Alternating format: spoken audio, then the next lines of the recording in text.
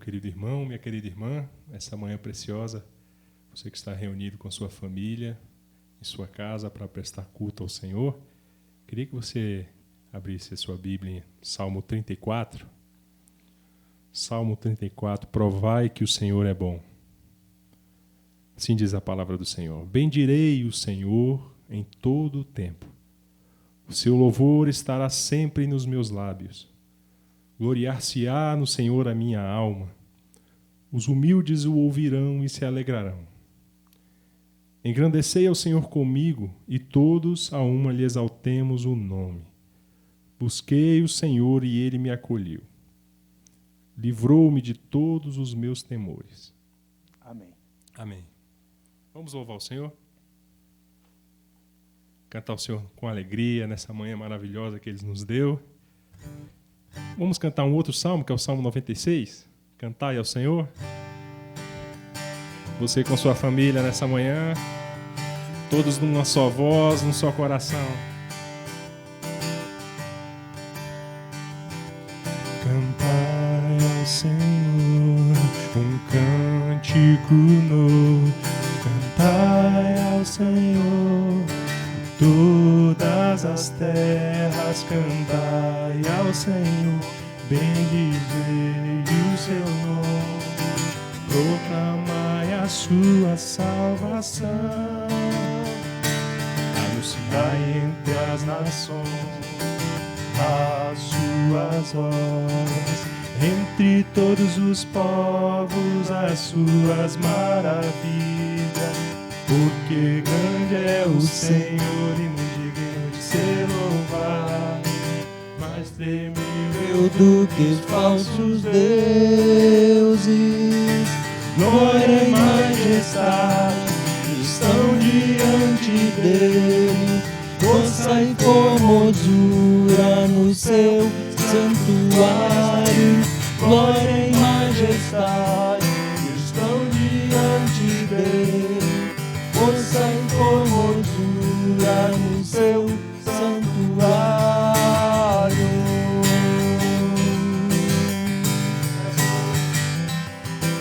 Cantai ao Senhor um cântico novo. Cantai ao Senhor todas as terras. Cantai ao Senhor, bendizei o seu nome. Proclamai a sua salvação. Anunciai entre as nações as suas obras, entre todos os povos as suas maravilhas. Porque grande é o Senhor, muito digno de ser louvado, mais temível do que falsos deuses.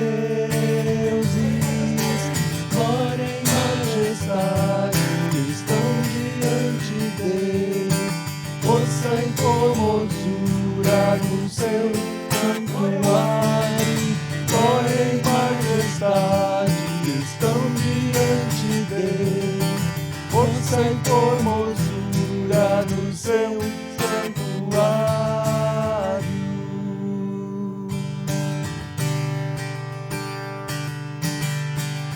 É teu povo aqui presente, todos numa só voz, declarando que só tu és Deus, exaltando teu doce nome, teu amor pela cruz, por teu Filho Jesus, pois é tanto, sim, és digno de louvor e de ser adorado. És bondoso, Pai querido, entre todas as coisas tu és verdadeiro, Senhor. É teu povo aqui presente, todos numa só voz, declarando que só tu és santo. Exaltamos seu doce nome. Pelo amor, pela cruz, por teu Filho Jesus, pois és santo, sim, és digno de louvor e de ser adorado. És bondoso, Pai querido, entre todas as coisas tu és verdadeiro. Dentre todas as coisas tu és verdadeiro, Senhor. Conheci um grande amigo, ele é filho de Deus Pai. O seu nome é Jesus Cristo. Nele a gente pode confiar. Confie no Senhor. Jesus, Jesus, Jesus. Nele a gente pode confiar. Jesus, Jesus, Jesus. Nele a gente pode confiar. Conheci um grande amigo. Conheci um grande amigo. Ele é filho de Deus Pai. O seu nome é Jesus Cristo. Nele a gente pode confiar. Jesus, Jesus, Jesus.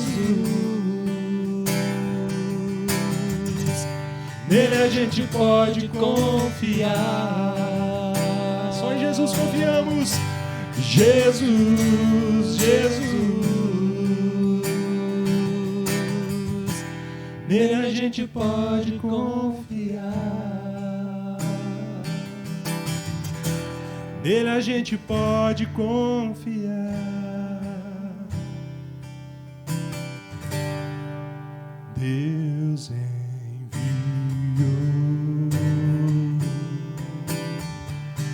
seu Filho amado para nos salvar e perdoar.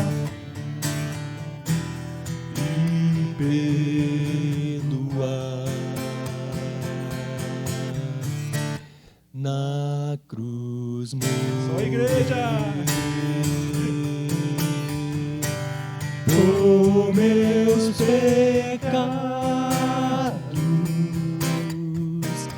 mas ressurgiu e vivo com o Pai está. Porque ele vive. Porque ele vive, posso crer no amanhã, porque ele vive. Temor não há,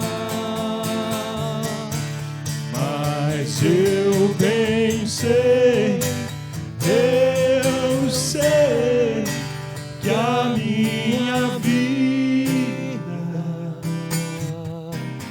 está nas mãos do meu Jesus e vive. Mais uma vez, porque ele vive, e é por isso que nós temos esperança. Porque ele vive, posso crer no amanhã, porque ele vive. Temor não há, mas eu bem sei, eu sei que a minha vida está nas mãos do meu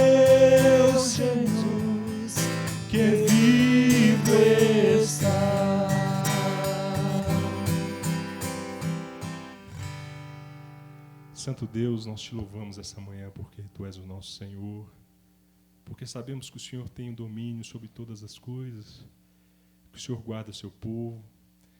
Te louvamos, Senhor, por essa manhã linda e que o Senhor possa abrir os nossos corações para ouvirmos a Tua voz, ouvirmos a Tua palavra que é viva, eficaz e é mais cortante do que espada de 2 gumes. Em nome de Jesus, usa o Teu servo nesta manhã. Amém. Amém. Louvado seja o Senhor nosso Deus.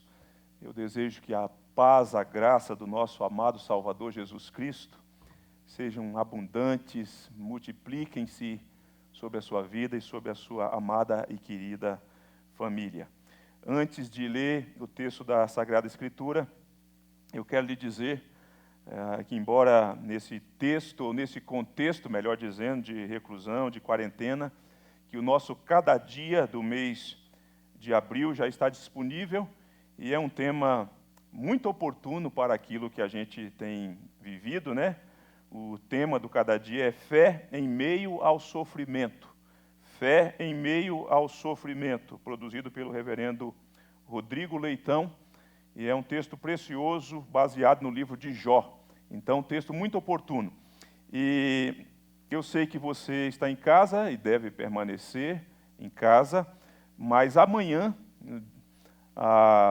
durante a semana, você poderá, caso você esteja passando aqui próximo à Igreja do Guará, ou hoje mesmo, no dia de domingo, nós teremos aqui o dia inteiro, das 7 às 19 horas, os nossos oficiais, presbíteros e diáconos. Nós fizemos uma escala, então o tempo todo, o dia inteiro, das 7 horas às 19 horas, aqui nós estaremos intercalando numa escala que nós montamos. Caso você esteja passando por perto, se você quiser apanhar alguns exemplares para distribuir para os seus amigos, para os seus familiares, vizinhos, que nesses dias tumultuosos e angustiosos, quem sabe essa literatura possa fazer bem. E eu quero dizer a você também que talvez alguns de vocês estejam se perguntando, algumas pessoas nos perguntaram, que você poderá e, na verdade, deverá continuar fazendo a dedicação das primícias, dos dízimos, das ofertas, por meio, usando a internet aí, fazendo as suas transferências, que vai abençoar muito para a igreja cumprir com seus compromissos, mandar as ofertas para os nossos missionários e saudar os seus compromissos semanais que não param, eles não param. Nós estamos parados, né, por conta da situação, mas essas questões não param. Eu quero repartir com vocês nessa manhã um versículo da Palavra de Deus que se encontra na carta de Paulo aos Romanos, capítulo 12, versículo de número 12, que diz assim: regozijai-vos na esperança, sede pacientes na tribulação, na oração perseverantes. Eu repito a leitura do texto que diz: regozijai-vos na esperança, sede pacientes na tribulação, na oração perseverantes. Romanos 12, versículo 12. 3 conselhos super relevantes é o tema que eu quero repartir com vocês. Essa carta do apóstolo Paulo, nós podemos dividi-la da seguinte forma, para nós chegarmos nesse texto. Capítulo 1, versículo ao capítulo 3, Paulo está apresentando, mostrando a situação do homem. Gentios e judeus, todos estão na mesma condição, todos são pecadores, todos estão debaixo do pecado. Capítulo 4 e capítulo 5, ele fala da justificação, doutrina maravilhosa, tendo como exemplo Abraão, Davi, e no capítulo 5 ele vai destrinchar então o que ele havia colocado no capítulo 4, e tendo esses dois personagens que foram justificados pela fé.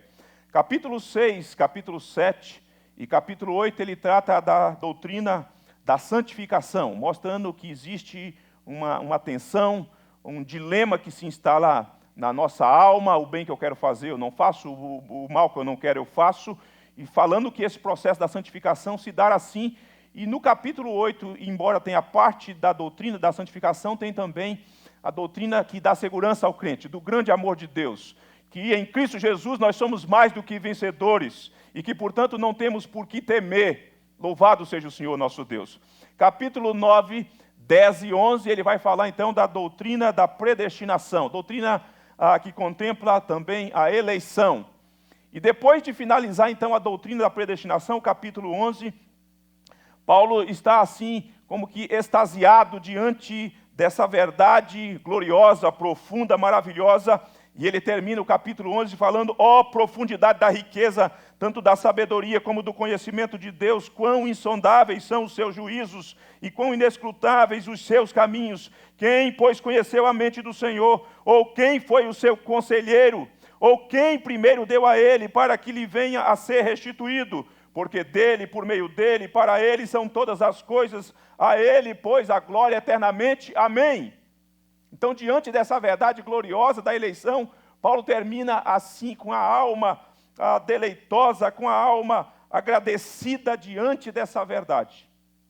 Mas agora, a partir do capítulo 12 até o capítulo 15, ele vai falar de instruções práticas, fornecer conselhos práticos de como a igreja deve viver, de como que ela deve proceder nos vários aspectos da vida, nos vários aspectos da vida. O capítulo 16, ele termina então com considerações, com saudações, finalizando, portanto, a sua carta.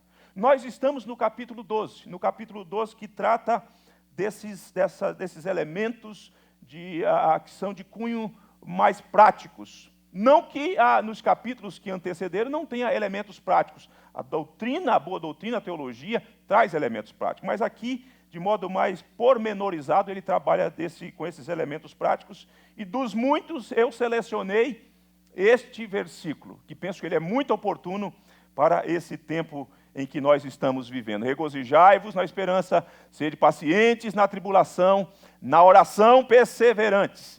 3 conselhos, então, super relevantes. Irmãos, eu penso que já aconteceu com você, o que já aconteceu comigo. Que às vezes a gente escuta coisas, nós ouvimos conselhos, nós ouvimos palavras, mas aquilo não tem nenhuma relevância com a nossa vida, não ganha o nosso coração. Embora informe a nossa mente, mas não ganha o nosso coração. Ainda que aquilo seja verdade, entretanto, aquilo não faz sentido em algum momento. Não se aplica à minha vida, não se aplica à minha realidade. Pare e pense comigo, naqueles pais como eu, que já têm filhos pequenos, filhos já um pouco mais crescidos, como é o meu caso, e você vai entender imediatamente o que eu estou dizendo, e, em alguma medida, os filhos também entenderão o que estou falando. Às vezes, alguns dos nossos conselhos para os nossos filhos funcionam como sugestão. Nós falamos, aquilo é verdade, e nós fornecemos aqueles conselhos para os nossos filhos, e eles ganham um campo de como se fosse uma sugestão que nós estamos dando. Outras vezes, no entanto, os nossos conselhos são dados num tom imperativo. Nós falamos para o nosso filho que é aquilo que é para fazer, que tem que se fazer daquele jeito, que é assim que se vive, que é assim que se pensa, que é assim que se realiza, e desta feita nós não estamos dando opção para os nossos filhos. Nós estamos falando num tom imperativo, e é bom que eles obedeçam para o bem deles, porque isso vai fazer com que eles alcancem êxito na vida. Aqui, nesse texto que nós lemos, nós estamos recebendo conselhos de nosso Pai amoroso, que vem num tom imperativo, numa ordem que Deus nos dá. E além de ser conselhos atualíssimos, eles são relevantes dada a situação em que nós estamos passando, daquilo que nós estamos enfrentando. E os conselhos listados aqui, então, são do nosso Senhor, do nosso amado, do amado da nossa alma, que sabe do que nós precisamos, de como nós devemos viver, do que precisamos fazer para sermos bem-sucedidos na nossa caminhada. São conselhos para o nosso próprio bem, não são opcionais, são ordens do Senhor, nosso Deus, para a nossa vida nessa manhã, e eu espero sinceramente que você possa acolhê-los de bom grado. Vamos aos 3 conselhos, então, listados nessa passagem. O primeiro conselho é quanto à esperança. Regozijai-vos na esperança, diz o Senhor. Igreja do Guará 2, regozijai-vos na esperança. Irmão querido, irmã querida, grandes e pequenos, regozijai-vos na esperança, em o nome de Jesus. E o tema esperança é um tema que encontra, ou melhor dizendo, é um tema essencial da vida cristã e para a vida cristã. E nesta epístola, a esperança é uma verdade bem ancorada, irmãos. Nós encontramos essa verdade, em primeiro lugar, no contexto que trata da justificação pela fé. Capítulo 4, versículo 18, quando vai dizer que Abraão está velho, quando vai dizer que Abraão e sua esposa estão velhos, e mesmo assim eles têm esperança, eles aguardam aquilo que Deus havia prometido quando eles foram chamados. Esperança, mesmo na velhice é necessário ter esperança que Deus vai cumprir todas as suas promessas. Segundo, ele trata da esperança no capítulo 5, versículo 3, capítulo 5, versículo 3 a 5, quando ele diz que nós devemos nos gloriar nas próprias tribulações, falando dos propósitos da tribulação.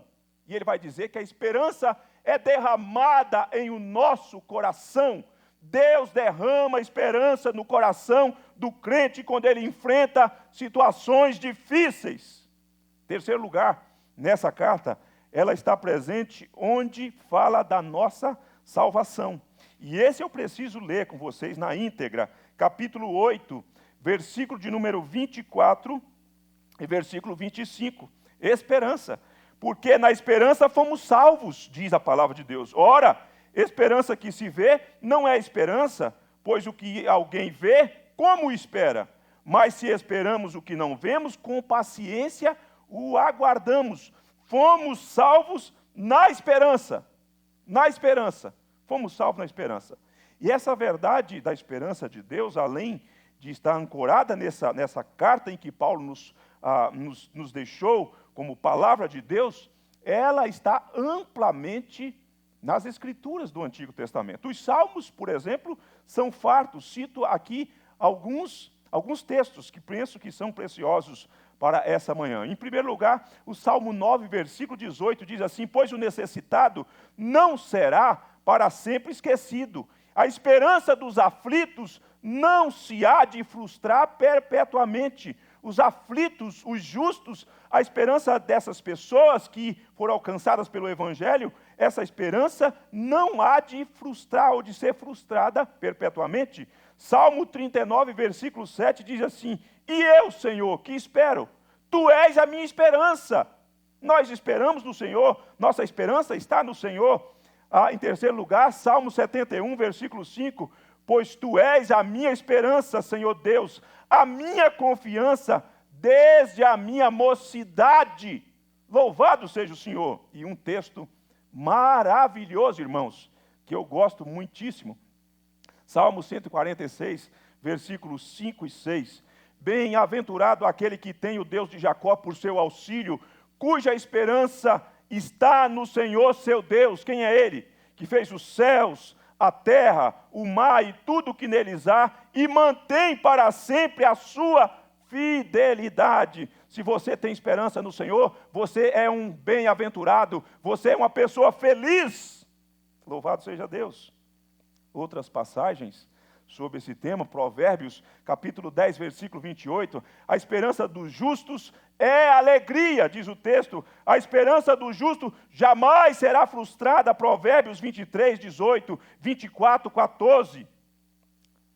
Mas a questão é, já que existe essa fartura de versículos que fala dessa verdade, que tanto alento traz para a nossa alma, a pergunta que eu lhe faço, que é para você e para mim nessa manhã, é: você já se deu conta de que possuía algo muito importante e todavia nunca, jamais havia revelado alegria por ter aquilo que é tão importante, que tão necessário?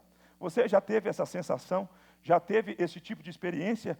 Você até sabia, eu sabia, nós sabíamos, mas nunca, jamais havíamos parado para se alegrar naquilo que nós tínhamos, naquilo que já é nosso, naquilo que já estava presente em nós. Nunca paramos para fazer uma festa em razão daquilo que nós já temos.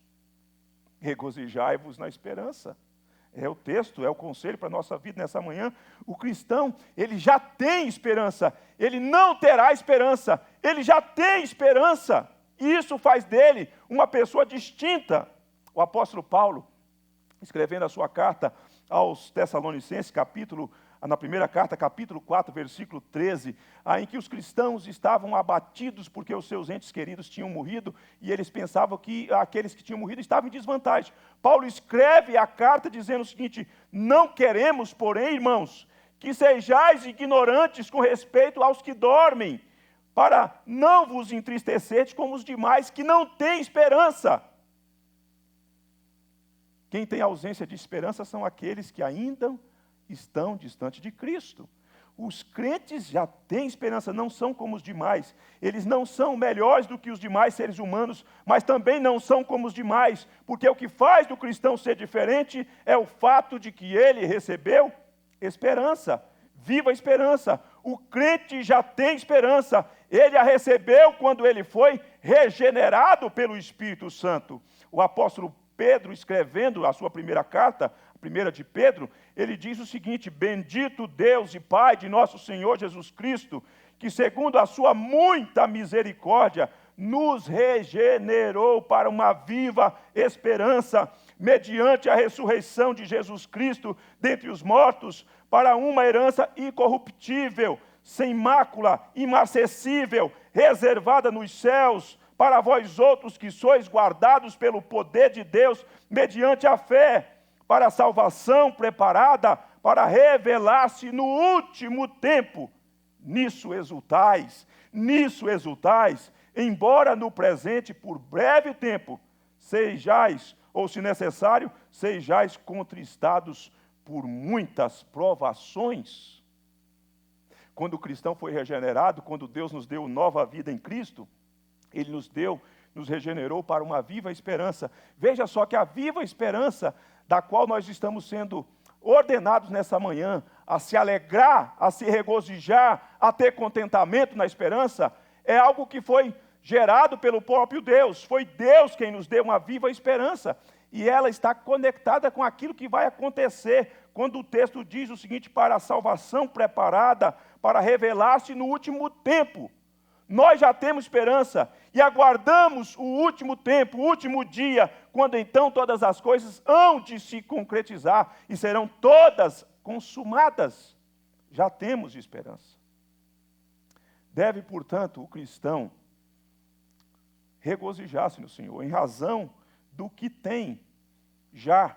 Ele deve ter alegria, ele tem esperança e por isso ele é ordenado. Regozijai-vos na esperança. A esperança, irmãos, ela não é o objetivo, ou o objeto, melhor dizendo, da alegria, mas a causa, o fundamento da alegria, é porque eu já tenho a esperança, é porque ela já faz morada no meu coração, é porque quando Deus me deu um novo coração, me deu juntamente com o novo coração, viva a esperança, e portanto, uma vez que nós a temos, nós devemos nos alegrar na esperança. O que temos aqui, portanto, não é um conselho, preste atenção nisso, não é um conselho opcional, o conselho aqui é uma ordem de Deus. O que temos aqui não é um conselho com exceção, o conselho é para todos os membros, o conselho é para toda a igreja. O texto diz, de modo claro, como nós temos nas Sagradas Escrituras, do capítulo 12, versículo 12, regozijai-vos, é para a igreja toda, não é apenas para alguns homens, não é para a liderança da igreja apenas, é para todos nós. Você que está em casa, regozije-se na esperança nessa manhã, em o nome de Jesus. É todos nós, somos todos nós.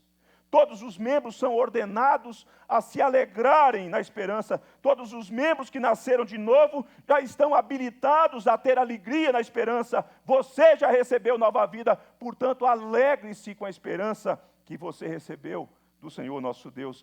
Há esperança para o teu futuro, diz o Senhor, Jeremias 31, 17. Há esperança para o teu futuro, há esperança para o nosso futuro. Deus nos assegura isso. Entendam, então, irmãos, que a nossa esperança tanto está no Senhor, quanto é o Senhor. Diante disso, o resultado é: regozijai-vos, alegremo-nos no Senhor nosso Deus, que fez os céus e a terra, e nos deu o seu Filho bendito, nosso amado Salvador, Jesus Cristo. Tenha alegria na esperança, regozije-se na esperança, tenha prazer na esperança, tenha contentamento na esperança. Não deixe os rumores das coisas que estão acontecendo, embora elas sejam reais, minar a sua alegria. Alegre-se no Senhor nessa manhã. Este é o primeiro conselho para nós. Regozijai-vos na esperança. O segundo conselho é quanto à tribulação. Sedes pacientes na tribulação, diz o texto. Sede pacientes na tribulação, diz a palavra do Senhor, nosso Deus.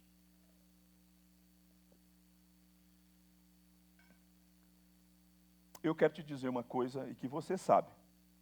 Em algum momento da nossa vida, da sua vida, da minha vida, aparecerá algum tipo de tribulação. Nós estamos do lado de cá. Do lado de cá, a tribulação é inevitável. Nós não chegamos ainda naquele momento em que nós estaremos do lado de lá, quando Deus enxugará nossos olhos.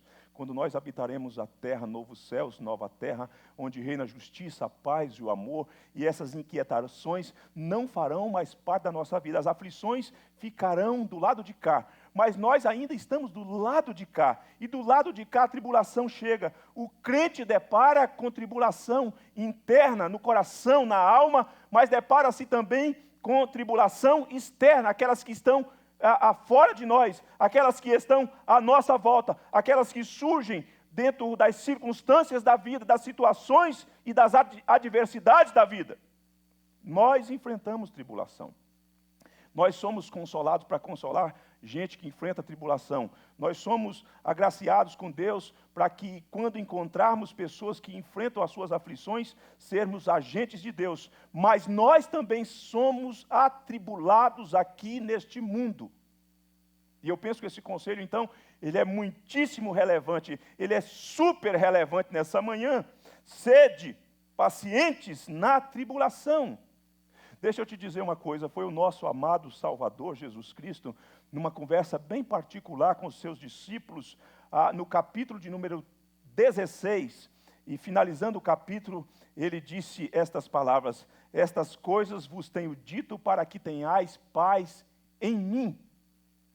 No mundo passais por aflições, mas tende bom ânimo, eu venci o mundo. Eu quero te dar uma tarefa para o seu culto doméstico nesse dia, mais tarde, né, antes do próximo momento, quando nós vamos ouvir a mensagem da noite às 18 horas. Leia o capítulo 13, 14, 15 e 16 de João, para você entender o que o Senhor Jesus, você vai entender o quão importante é o conhecimento daquilo que o Senhor Jesus diz. Estas coisas vos tenho dito para que tenhais paz em mim. Em que contexto? No contexto em que ele prevê, em que ele diz com todas as letras, de modo claro e límpido: no mundo passais por aflições. É necessário conhecer Jesus e conhecer o que o Senhor Jesus disse. É necessário estar em relação com Jesus e estar também munido do que o Senhor Jesus disse, para você ter paz no Senhor Jesus nas aflições. Agora, eu me pergunto, e lhe pergunto, por que é necessário ter paciência na tribulação? Enquanto eu li esse texto, eu fiquei pensando, por quê?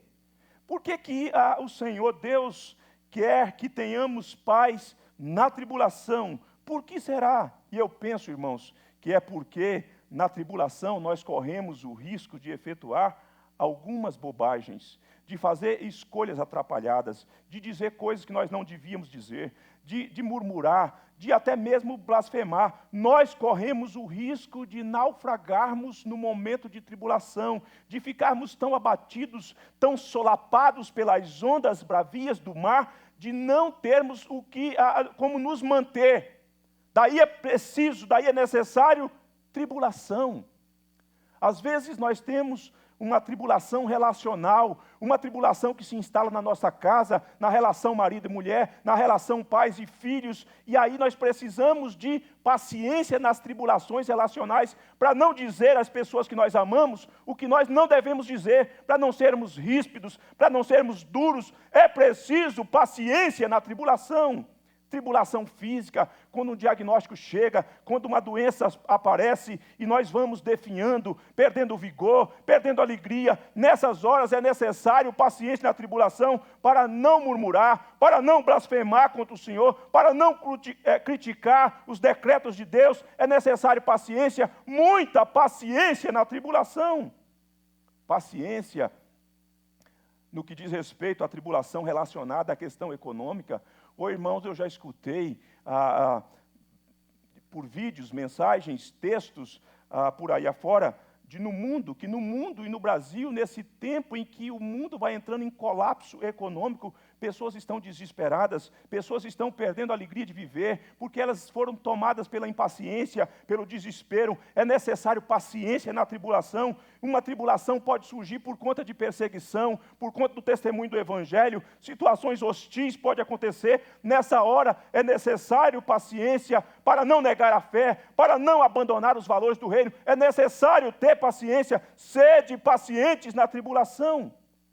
Uma tribulação que nós assistimos no ano de 2010,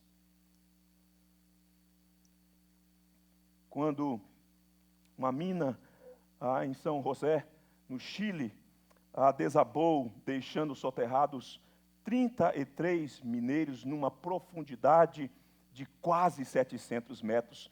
Tribulação, num lugar em que eles estavam confinados, num lugar úmido, num lugar onde a temperatura era alta, essa mistura da umidade e do calor, e eles estavam ali, e os recursos, os alimentos foram acabando, e então, aquilo que aconteceu no dia 5 de agosto de 2010, no dia 17, ou depois de 17 dias, alguns daqueles trabalhadores pensaram no suicídio, pensaram no canibalismo, mas finalmente no dia 22 de agosto, uma equipe conseguiu acessar o lugar onde eles estavam confinados. E aqueles mineiros, então, chilenos, tiveram que atrelar naquele momento, e aquilo reacendeu a esperança de viver, e eles então tiveram que atrelar paciência e esperança, manter uma no coração e cultivar a outra, como que paralelamente num bom casamento que era necessário, porque a tribulação era algo terrível, o momento era desesperador para aqueles homens, e eles tiveram que cultivar a esperança de que alguém de fora, do alto, lá de cima, porque eles estavam a 700 metros de profundidade aproximadamente, de que alguém haveria de redimi-los. Também tiveram que ter paciência, senão eles ficariam enlouquecidos naquele buraco, confinados como eles estavam. A tribulação que assistimos agora, essa foi uma tribulação experimentada por aqueles 33 homens, mas de cima eles foram retirados, de cima eles foram resgatados. O auxílio veio de cima e eles, portanto, foram tirados de lá são e salvos. Mas nós assistimos hoje uma tribulação também no nosso país, no mundo, mas no nosso país. Não somos espectadores, somos atores, ajudantes nessa história que está acontecendo, que está processando. A disseminação do coronavírus traz sobre nós tribulação, traz sobre a população tribulação, traz sobre a nossa família tribulação, para nós individualmente, para nós coletivamente, mas nós precisamos nessa hora de pânico, de fobia, de medo, de ansiedade, nós precisamos de ter paciência, porque a impaciência pode levar a pessoa à loucura, pode levar a pessoa à desistência da vida, a alegria de viver pode ser perdida. O crente tem esperança de que uma intervenção de livramento acontecerá de cima, Deus haverá de nos acudir, Deus haverá de intervir na nossa história, Deus vai mudar esse cenário, tenhamos paciência, portanto. Enquanto isto não acontecer, mantenha-se firme na paciência, mantenha-se firme, aguente um pouco mais, espere um pouco mais, tenha paciência, suporte um pouco mais, o socorro virá do alto, o socorro vem do alto, Deus haverá de nos visitar e mudar a nossa história. Tenha paciência, precisamos de paciência para o enfrentamento da tribulação que nos assola. E eu concluo com esse terceiro conselho dizendo o seguinte: há dois casos que me vêm à mente de duas situações bíblicas de pessoas que foram assaltadas pela impaciência e trouxeram consequências terríveis. O povo de Deus, capítulo 32 do livro do Êxodo, quando Moisés tarda em voltar, o povo então não aguenta esperar, o povo é tomado de uma impaciência e cometeu-se um dos piores equívocos da história do povo de Deus. Pediu ao sumo sacerdote a que construísse um bezerro de ouro para que pudesse guiá-los em direção à terra prometida. Impaciência. Na impaciência nós fazemos as piores coisas, nós tomamos as piores decisões, nós fazemos as piores escolhas. Nós não podemos deixar com que a impaciência domine-nos nesse tempo. É preciso paciência, é preciso ser paciente. O segundo caso é de Sansão, que uma vez Dalila fala com ele, pergunta qual é o segredo da sua força.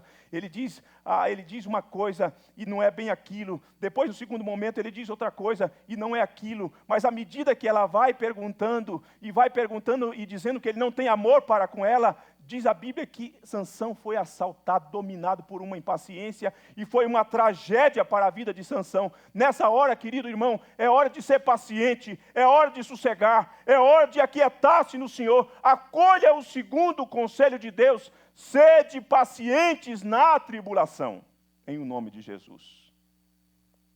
Mas nós chegamos ao terceiro conselho, e o terceiro conselho é sobre algo que nós falamos que é muito importante, mas nem sempre está presente na nossa vida. O terceiro conselho é quanto à oração. Na oração, perseverantes. Na oração, perseverante. Regozijai-vos na esperança, sede paciente na tribulação. Na oração, perseverantes. Para alguns de nós, irmãos, começar não é tão difícil. Para alguns de nós. O difícil mesmo é continuar fazendo aquilo que nós iniciamos. Nós começamos até relativamente bem. Às vezes colocamos propósitos diante de Deus sobre tantas coisas, e dentre elas a oração. Esse ano eu vou orar mais, esse ano eu vou insistir mais, esse ano eu vou me quedar mais diante de Deus. Mas chega um tempo que o ânimo vai arrefecendo, o vigor vai se esvaindo, o entusiasmo com a vida de oração, do estar na presença de Deus, vai ficando longe de nós, vai ficando para trás. E nós então, que estávamos de joelhos, andando na presença de Deus de joelhos, cultivando essa vida de comunhão com o Senhor, usufruindo desse bem precioso, vai sendo esquecido, vai ficando no anonimato e nunca mais faz parte da nossa vida. E a desistência nem sempre é decorrente da falta de importância daquilo. Aquilo é importante, nós temos consciência que é importante, mas da falta de vigor, do vigor que é perdido, do entusiasmo que é sufocado pelas tribulações.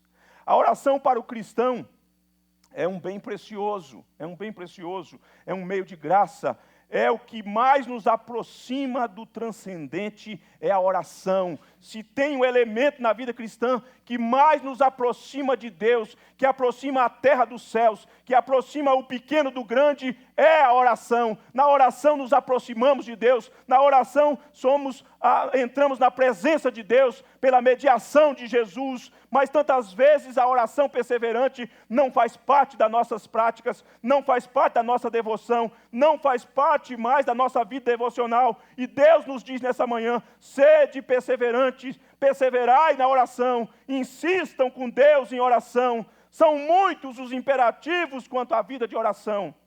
E a palavra de Deus atesta isso: orai sem cessar, orai sem cessar. Não deixe de orar, meu irmão. Não deixe de orar. É preciso orar.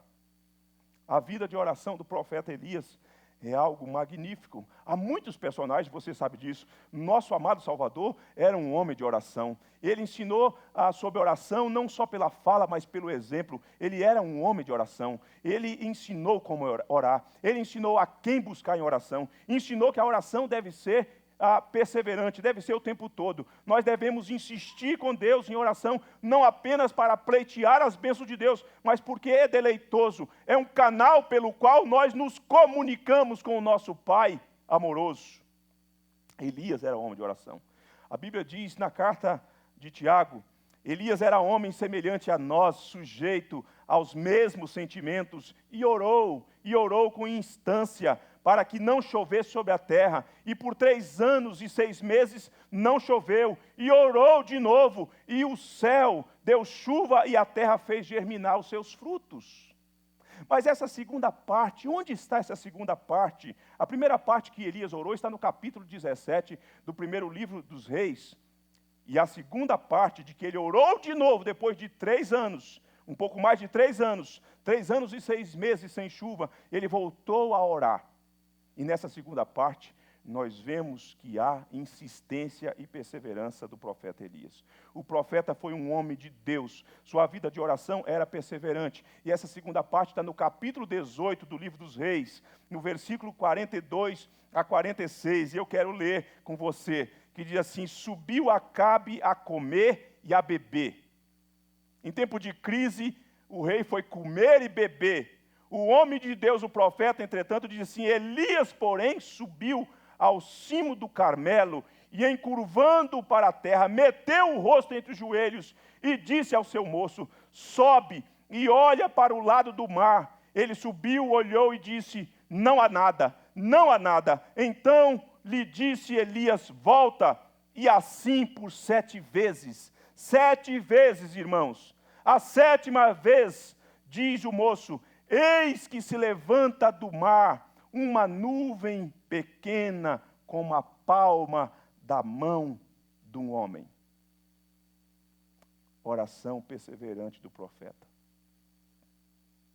Não é o tamanho daquilo que você que determina o quão grandioso será a bênção de Deus. A nuvem que o moço viu era do tamanho da palma da mão de um homem. Mas era o suficiente diante da resposta que ele estava tendo da sua oração perseverante. Então disse ele: sobe e dize a Acabe: aparelha o teu carro e desce, para que a chuva não te detenha. Dentro em pouco os céus se enegreceram com as nuvens e ventos, e caiu grande chuva, diz a Bíblia. Mas ele orou 1, 2, 3, 4, 5, 6, 7. A princípio o moço não via nada, até que de repente sobe do mar uma pequena nuvem do tamanho da palma da mão de um homem. As coisas às vezes parecem cinzentas, obscuras, nós não vemos nada, mas de repente uma coisa pequenina surge, é sinal de Deus, é sinal que Deus ouviu, é sinal que Deus vai agir, é sinal que Deus vai reverter o quadro, é sinal que Deus vai regar o solo. Quem sabe esse é o momento para orarmos, para Deus repreender o vírus do coronavírus. Essa foi boa, hein? O vírus do coronavírus. Quem sabe é necessário a igreja botar o joelho no chão e não orar apenas uma vez, mas todos os dias, de manhã, de tarde, de noite, já que estamos em casa, oremos ao Senhor nosso Deus, insistamos com o Senhor nosso Deus. É necessário perseverança na oração. A perseverança em meio às tribulações é medida por nossa diligência na oração. Na tribulação, nos dias maus, é preciso medir o quanto nós oramos. Um comentarista desse texto, ele diz o seguinte: a oração é um instrumento determinado por Deus para o suprimento da graça suficiente para toda circunstância e particularmente contra o desencorajamento de coração a que somos tentados pelas aflições. É a oração. É importante a oração. O cristão, diz outro comentarista, o cristão é um homem que conhece as tribulações da vida, porém é um homem que não sofre sem esperança e sem orar. É preciso ter esperança e alegrar-se na esperança, e é preciso orar. E eu termino dizendo o seguinte: a esperança, a paciência na tribulação e a oração perseverante é uma trilogia de conselhos super relevantes para a igreja. Primeiro, tenha alegria por causa da esperança. Tenha alegria. Não deixe com que essa situação, não deixe com que aquilo que nós estamos vivendo afete a sua alegria por conta daquilo que você já tem. Você já tem esperança, e porque você já tem esperança, você está devidamente habilitado para se alegrar e cumprir com a ordem de Deus. Regozijai-vos, igreja, na esperança. Segundo, seja paciente durante o período de tribulação. Aquiete o seu coração. Descanse no Senhor. Tenha firmeza de paciência, suporte. Nós vemos por meio de vídeos, nós vemos por meio de áudios, nós vemos por meio de textos, insinuações, porque o povo brasileiro é um povo bem-humorado, mas de homens que gritam nos seus apartamentos, nos áudios que nós escutamos e vídeos que nós recebemos: socorro, não aguento mais a minha mulher, é isso, é aquilo, não suporto mais as crianças. Não, tenha paciência, é tempo de paciência, é tempo de cultivar e fortalecer o coração com a paciência diante dos dias maus. Tenha paciência, em nome de Jesus. Terceiro, quanto à oração, seja perseverante, não desista de orar. Ore pela sua família, ore pelas nossas autoridades civis, ore pelo nosso país, ore pela nossa igreja, ore pelos idosos da nossa igreja, ore pelas crianças da nossa igreja. Oremos, irmãos, pelo mundo, oremos pelos nossos missionários. Persistamos em oração nesses dias maus. E eu finalizo com o texto do apóstolo Paulo dessa carta para o seu coração, que diz assim: e o Deus da esperança vos encha de todo gozo e paz no vosso crer, para que sejais ricos de esperança no poder do Espírito Santo. Que seja assim com você, que o Deus da esperança encha o seu coração de todo gozo e paz no crer, para que sejais ricos de esperança no poder do Espírito Santo. Que o Senhor nosso Deus te abençoe. Eu quero convidar o Hilton para cantar mais uma música, mais um cântico, para estreitar um pouco o distanciamento da saudade que temos no nosso coração. E depois de cantar, eu quero orar com você, e quero orar com a sua família.